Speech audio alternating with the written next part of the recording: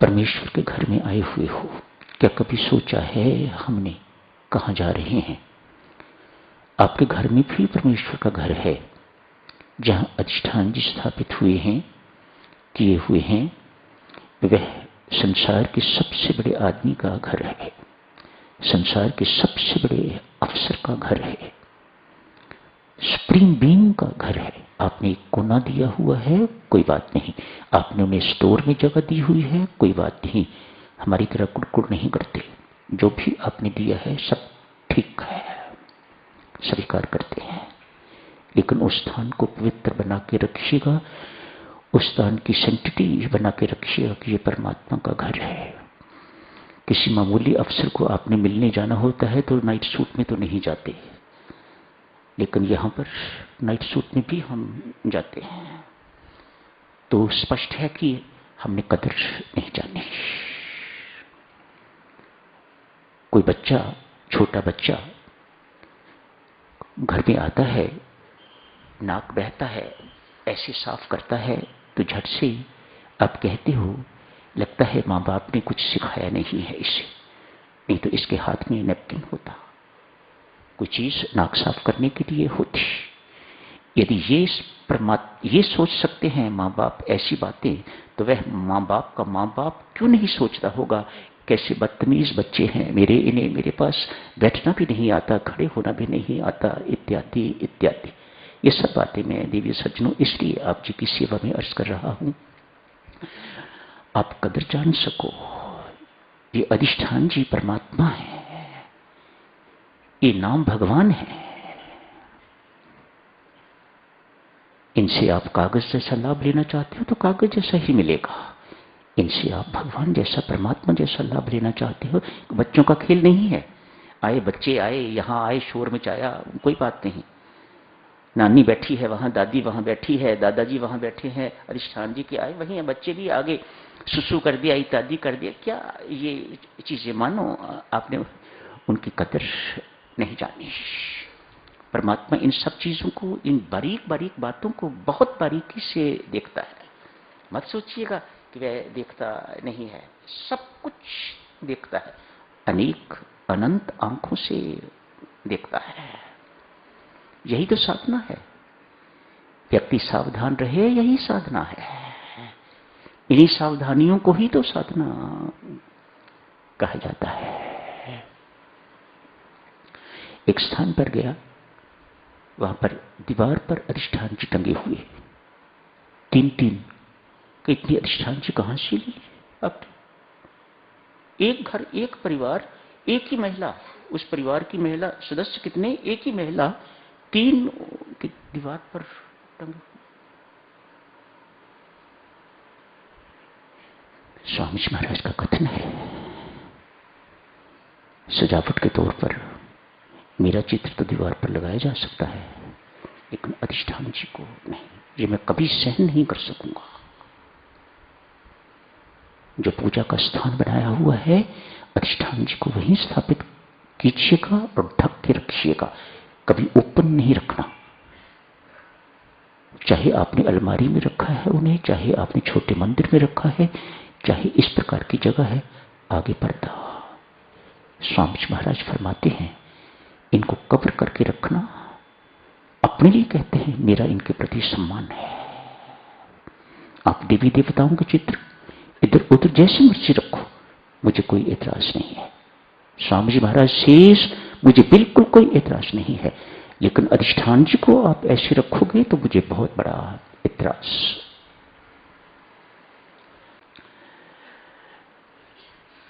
मेरी माता सज्जनों, आज प्रवचन तो नहीं है।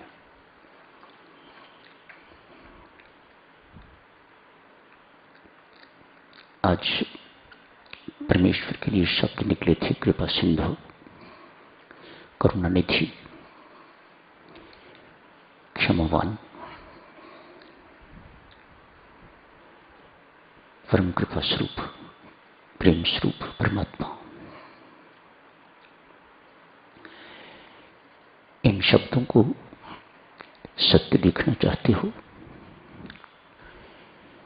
तो मेरी माता सज्जनों, मुझे देखो, मेरी याद आई, मैं कभी दिखाई दूं तो आपके मुख से झट से निकलेगा वाह राम वाह। तो वह क्या ही कृपा सिंधु है। यदि उस जैसे पर कृपा हो सकती है तो फिर सारे संसार पर कृपा हो सकती है। कुछ साधकजनों, आज अपने जीवन के बारे में सिर्फ इसलिए बता रहा हूं ताकि आपको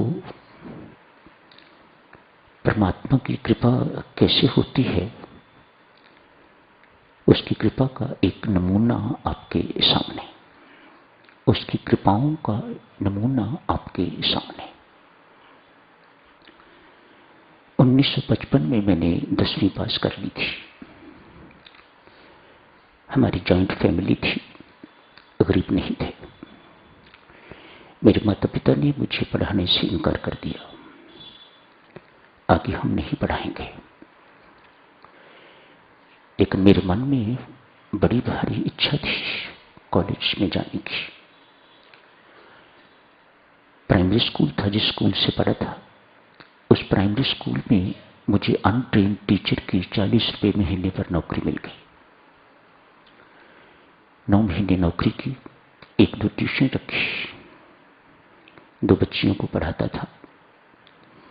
400 से कम में पैसे थे, इकट्ठे हुए और घर छोड़ के तो अमृतसर चला गया। हिंदू कॉलेज में वहां एडमिशन ले ली। उन दिनों 10+2 नहीं होती थी, FSC होती थी। 2 साल वहां पढ़ाई की एज ए पुअर स्टूडेंट। मैं था नहीं पुअर, मेरे माता पिता भी पुअर नहीं थे, पर मुझे मेरी माता और सज्जनों, जब से मुझे होश है, मुझे गरीब बन के रहना बहुत अच्छा लगता था। मैं अभी भी अपने आप को गरीब ही कहता हूं और कहता ही नहीं, समझता हूं मैं हूं ही गरीब। कोई हिंदू कॉलेज का पुराना रिकॉर्ड अगर आपको मिल जाए देखने को तो मेरा नाम एज ए पुअर स्टूडेंट वहां लिखा हुआ मिलेगा आपको।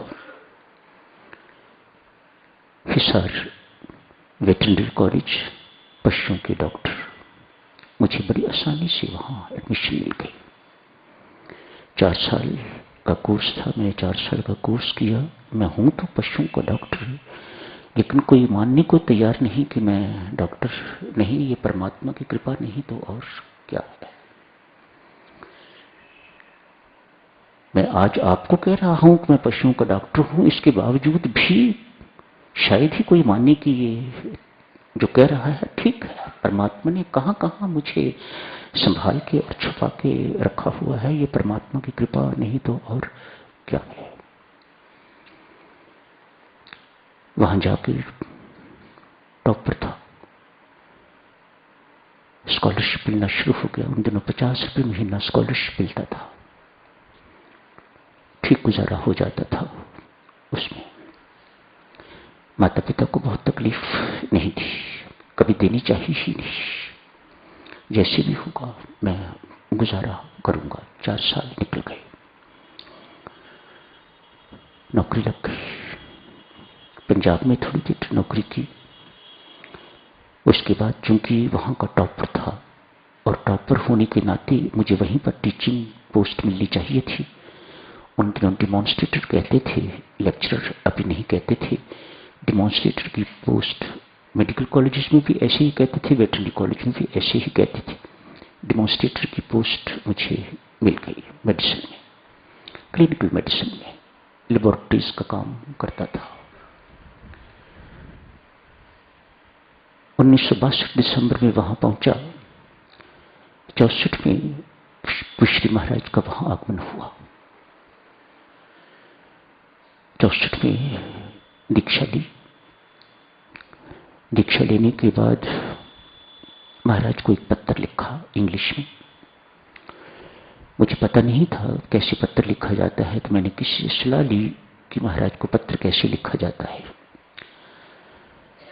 देखो कैसा बुद्धू मैं हुआ करता था, अब भी ऐसा ही हूं मेरी माता और सज्जनों, अब भी कोई बहुत अंतर नहीं है। संसारिक दृष्टि में बहुत ही निकम्मा, बहुत ही बुद्धू। पत्र लिखा, महाराज, I want to serve the humanity. मुझे ये काम पशुओं का बिल्कुल पसंद नहीं है, ना डॉक्टरी पसंद है, ना मैं इन्हें पढ़ाना ही चाहता हूं। महाराज ने आशीर्वाद भरा पत्र वापस भेजा। 64 की बात है।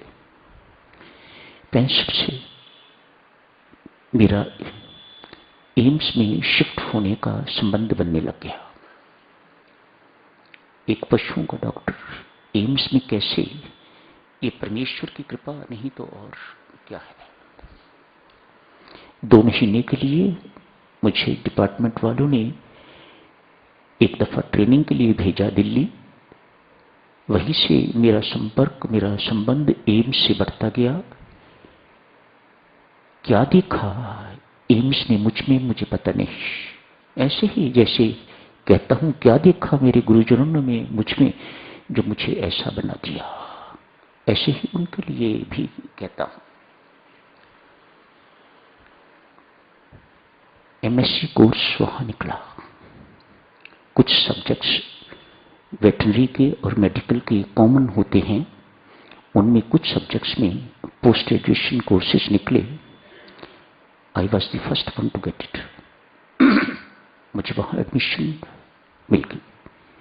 मैं 1966 में दिल्ली आ गया।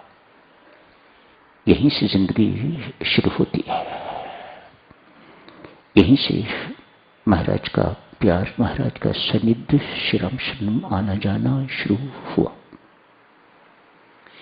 अनेक सारे सब्जेक्ट्स, जैसे मेडिकल कॉलेज में वैसे वेटरनरी कॉलेज में भी अनेक सारे सब्जेक्ट्स। सभी सब्जेक्ट्स में किसी में डिस्टिंक्शन, किसी में सिल्वर मेडल, किसी में कुछ। मानो फर्स्ट क्लास मार्क्स से उन दिनों फर्स्ट क्लास बड़ी कठिन बात हुआ करती थी। फर्स्ट डिवीजन बोलते थे, फर्स्ट डिवीजन में सभी सब्जेक्ट्स में 2 कुछ छूट गए। एक सर्जरी जो मुझे अच्छी नहीं लगती थी, ये काटना पीटना मुझे अच्छा नहीं लगता था, अतएव इसमें मेरी फर्स्ट डिवीजन नहीं आई। एक सब्जेक्ट जिसमें मैं जब रिटायर हुआ तो सारे एशिया का सबसे बड़ा ऑक्यूलर माइक्रोबायोलॉजिस्ट था, उस सब्जेक्ट में भी मेरी फर्स्ट डिवीजन नहीं आई थी। ये परमात्मा की कृपा नहीं तो और क्या। दिल्ली पहुंच गया। दिल्ली पहुंच के 2 साल की पढ़ाई थी।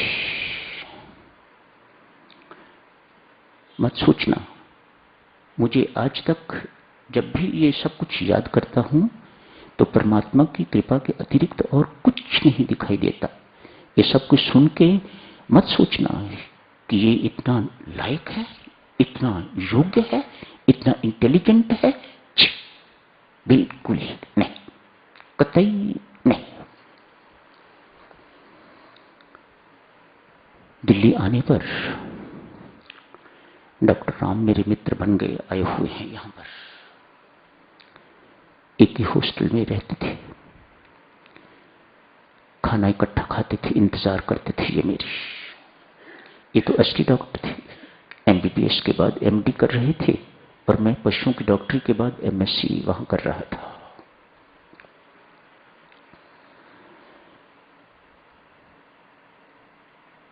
इनका मुझे मित्र स्वीकार कर लेना ये भी परमात्मा की कृपा है।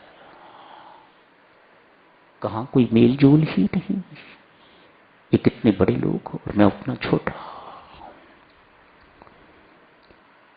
देवियों सज्जनों, मुझे चलती फिरती माइक्रोबायोलॉजी की डिक्शनरी लोग कहने लग गए।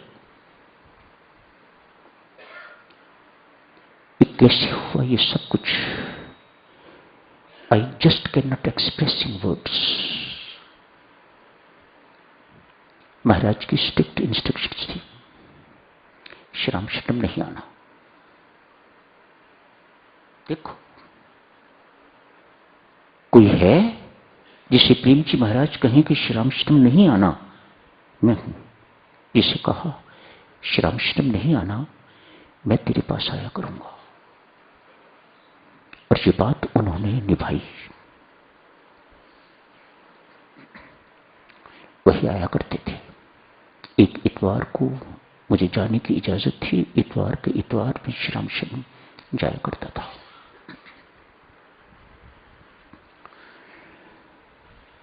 बहुत पढ़ने की जरूरत थी 2 साल में। I started from scratch. महाराज ने किस प्रकार से संभाला होगा मुझे, परमेश्वर ने किस प्रकार से देवियों, बच्चियों, बच्चों मेरे ऊपर कृपा की। खासकर आपके लिए ये बात बहुत अनुकरणीय होनी चाहिए।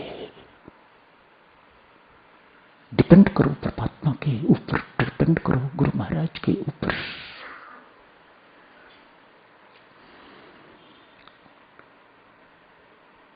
शाम को आते, आके कहते, थक जाए पढ़ते पढ़ते महाराज के शब्द, बच्चे बच्चों सुनो, पढ़ाई करता करता थक जाए। मेरा 6 नंबर हॉस्टल में 51 नंबर कमरा, लास्ट कमरा होता था, उसके ऊपर छत थी। महाराज को पता था छत पर जाके तो डीप ब्रीथिंग कर लिया कर।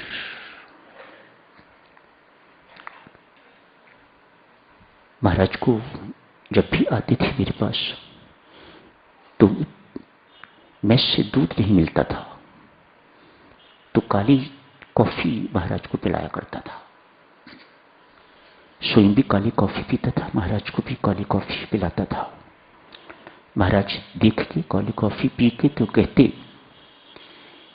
पढ़ाई करते करते मिडनाइट के बाद जिस वक्त थक जाए तो ऐसी ही काली कॉफी पी के तो फिर पढ़ने लग जाया कर।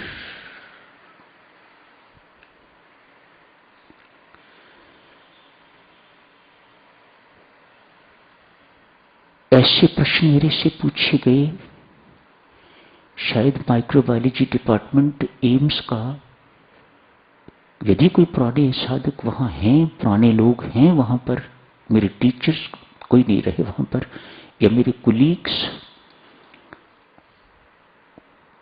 उन दिनों कहा करते थे,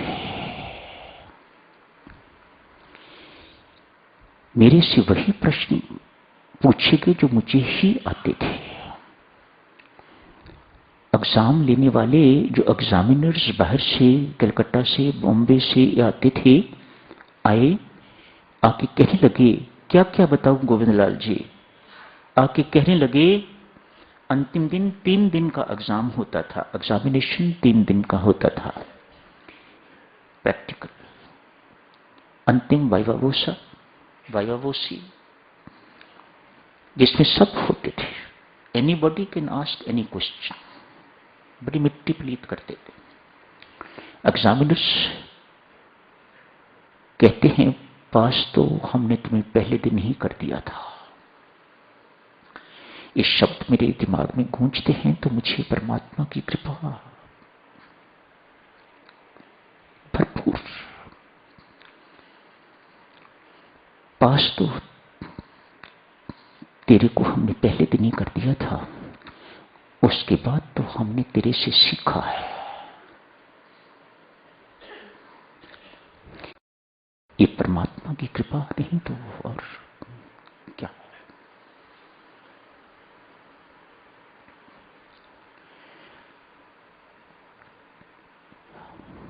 पास हो गया, बहुत अच्छी तरह से पास हुआ, उनको पसंद आ गया, उन्होंने मुझे वहीं नौकरी ऑफर कर दी as a research officer, class 1 पोस्ट। एमएससी करते हुए 300 रुपया स्कॉलरशिप, 300 ही राम को मिला करते, 300 ही मुझे, 300 ही सबको मिला करते। अचानक डबल सैलरी हो गई, 606 रुपये या कितने, रिसर्च ऑफिसर। थोड़ी देर की राफी पोस्ट के बाद मुझे आंखों वाले हॉस्पिटल में, आरपी सेंटर में, प्रोफेसर अग्रवाल थे, नहीं रहे बेचारे अब, उनको कुछ मेरा पता लगा कि मेरा थीसिस का काम इस प्रकार का है। तब तक मुझे पीएचडी में भी एडमिशन मिल गई, वहीं पर मुझे वहां ले आए एड हॉक लेक्चरर।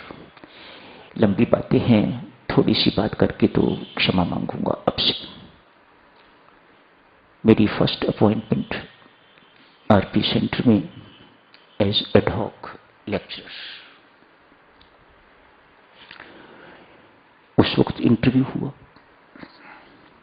इंटरव्यू में कोई 2-4 लोग नहीं बैठते एम्स, इतना बड़ा बेंच होता है इंटरव्यू के लिए। एडहॉक पोस्ट मिल गई, लेक्चरर बना, असिस्टेंट प्रोफेसर बना, एसोसिएट प्रोफेसर बना। एसोसिएट प्रोफेसर बन के तो वॉलंटरी रिटायरमेंट ले ली, मनाली चला गया। लास्ट पे स्लिप होती है, वह साइन होने के लिए मेरे पास वहां पहुंची तो उस पर मैं एसोसिएट प्रोफेसर नहीं था, उस पर लिखा हुआ था एडिशनल प्रोफेसर। ये कैसे हुआ? कहा तेरे जाने के बाद सरकार का रूल बन गया कि यहां का हर associate officer is promoted to additional professor. ये परमात्मा की कृपा नहीं तो मैं छोड़ के चला गया हुआ, उसके बाद प्रमोशन। मेरे बंधुओं ध्यान से सुनो, 20-22 साल मैंने वहां नौकरी की।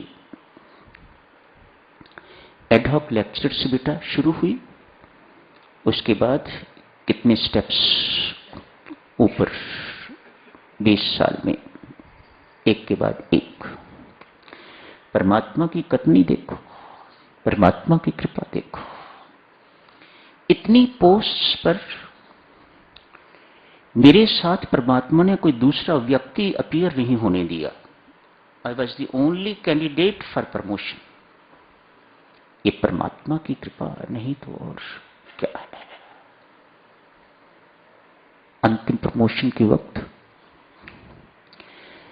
डायरेक्टर और जो सिलेक्शन कमेटी थी, उन्होंने, उनके पास एप्लीकेशन जाती हैं स्क्रूटनी के लिए। स्क्रूटनी के लिए एप्लीकेशन, केवल जी आप समझ रहे हो ना, स्क्रूटनी के लिए एप्लीकेशंस गई, उन्होंने ऑब्जेक्शन किया। एक यही है कि इसके साथ कोई दूसरा व्यक्ति, संसार भर के लोगों को अप्लाई करने की इजाजत थी, किसी दूसरे व्यक्ति ने अप्लाई नहीं किया, हम इसे मानते नहीं हैं। अतएव द पोस्ट में बी री एडवर्टाइज्ड। सारा सिलेक्शन पोस्टपोन हो गया बिकॉज ऑफ मी। अनेक सारे पेपरों में, जितने भी पेपर्स हैं, इंडियन पेपर्स, इंग्लिश के पेपर्स, सब पेपर्स में पोस्ट एडवर्टाइजमेंट हुई। Associate professor of microbiology in RP centre, उसके लिए एप्लीकेशंस आर इनवाइटेड। फिर कोई नहीं, फिर किसी ने अप्लाई नहीं किया, तो मुझ अकेले को ही इंटरव्यू करना पड़ा। वहां भी समस्या हुई। I just completed 5 years। Assistant professorship के मिनिमम 5 साल पूरे होने चाहिए तो आप एसोसिएट के लिए अप्लाई कर सकते हो। मेरे पूरे हो गए। मुझे इन्होंने कहा कोई बात नहीं, क्या होगा, यही होगा ना कि सिलेक्शन नहीं होगी, यू अप्लाई। एडमिनिस्ट्रेटिव ऑफिसर, दूसरे लोग सब मेहरबान थे मेरे ऊपर। तो ये परमात्मा की मेहरबानी नहीं तो और क्या है। अप्लाई कर दिया, अप्लाई कर दिया तो सिलेक्शन तो हो गई, लेकिन अनाउंसमेंट नहीं की जा रही। वहां पर फिर डायरेक्टर, दूसरे तीसरे लोग, हेल्थ सेक्रेटरी, वे भी उस director general health services India का जो एक होता है, ये सब मेंबर्स कमिटी के। मेरे पुराने प्रोफेसर माइक्रोबायोलॉजी के, यहाँ के प्रोफेसर, खूब काफी लोग होते हैं वहां पर। डिसीजन ना हो पाया कि इसको ही ही जस्ट कंप्लीटेड 5 years। बाकी लोग देखो 10-10 साल 15-15 साल हो गए इनको असिस्टेंट प्रोफेसर बने हुए हैं। इसको उनके मुकाबले में कैसे एसोसिएट प्रमोट करते हैं। बहुत स्ट्रगल हुई, बहुत आपस में आर्गुमेंट्स हुई, आखिर उन्हें मुझे एसोसिएट बनाना ही पड़ा। ये परमात्मा की कृपा नहीं तो और क्या है। कहा कोई एक बेस बताओ, आपकी मिनिमल क्वालिफिकेशन है 5 years of service he has completed. ये जितने सारे जिनको एसोसिएट प्रोफेसर हमने प्रमोट किया है उससे डबल पब्लिकेशंस हैं उसकी। मैं इसको रिजेक्ट करूं तो किस बेसिस पर रिजेक्ट करूं, किस बेसिस पर इसकी प्रमोशन में रोकूं। कभी मेरी याद आई देवियों सज्जनों तो ये सब याद करके मुझे याद नहीं करना, परमात्मा की कृपा को याद करना। वह परमात्मा, वह तेरी कृपा अपरंपार सर्वोपरि है, सर्वे सर्वा है। यहां की कहानी भी तो आप बहुत अच्छी तरह से जानती हो, क्या कहूं मैं उसके बारे में।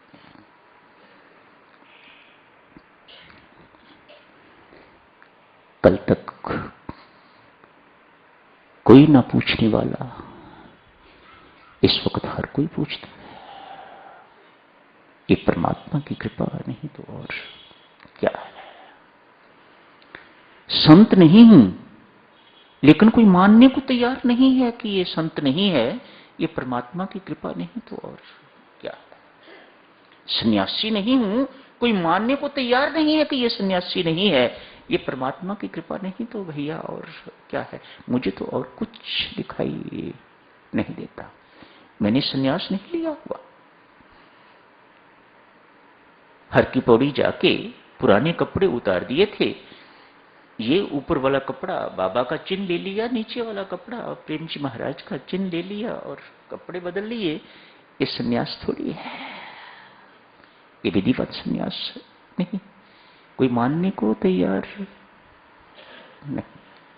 ये परमात्मा की कृपा नहीं मेरे बंधु तो और क्या है। यही समाप्त करने की इजाजत दीजिएगा।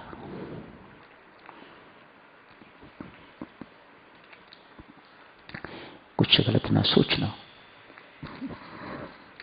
परमेश्वर क्षमा करें, मेरे गुरुजन क्षमा करें।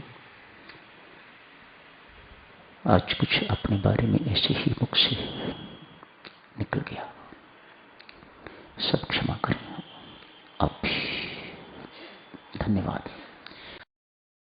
पाया पाया पाया मैंने राम रतन धन पाया, पाया पाया पाया मैंने राम रतन धन, ओ पाया पाया पाया मैंने राम रतन धन पाया, पाया पाया ओ पाया पाया पाया मैंने राम रतन धन पाया, पाया पाया पाया मैंने ओ पाया पाया पाया मैंने राम रतन धन पाया, पाया पाया पाया मैंने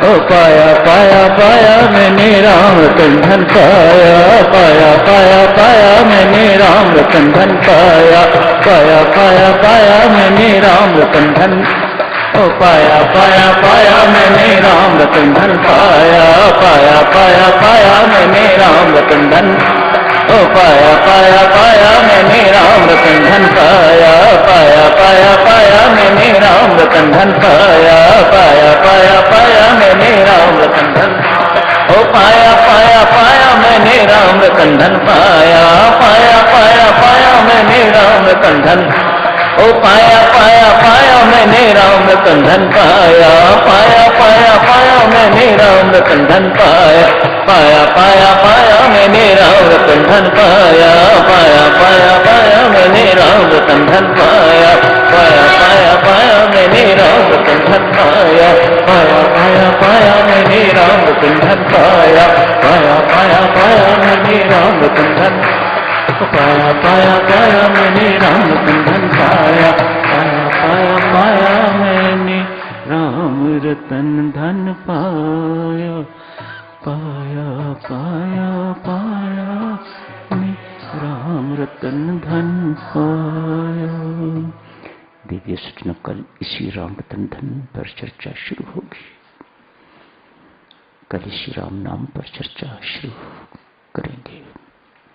इस अनमोल रतन पर चर्चा। राम नाम धन पाया, राम रतन धन पाया। धन्यवाद।